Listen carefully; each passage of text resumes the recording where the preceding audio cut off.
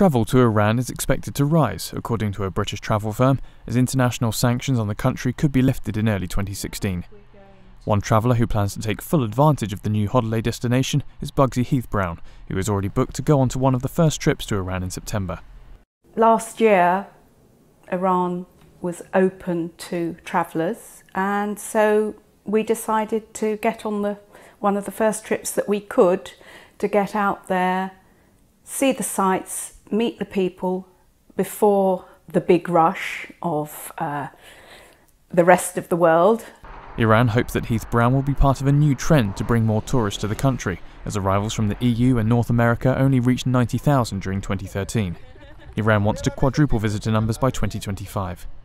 Johnny Bealby, founder and managing director of the adventure travel company Wild Frontiers, is optimistic about the new possibilities. Bookings to Iran with Wild Frontiers have soared since the nuclear deal was reached in July. Two things have happened since the nuclear deal. First of all, the Foreign Office had changed their advice against travel to Iran, and that's made it much simpler for people to get insurance and that sort of thing. So the numbers have gone up again. We've had to put on 3 extra departures this year alone to cope with the demand for the autumn season to Iran. On the 24th of August, during his visit to Tehran, British Foreign Secretary Philip Hammond announced plans to lift sanctions, which could result in billions of dollars of trade deals. 6 world powers agreed in July to lift sanctions in return for Iran accepting long-term curbs on a nuclear program that the West suspected was aimed at creating a nuclear bomb.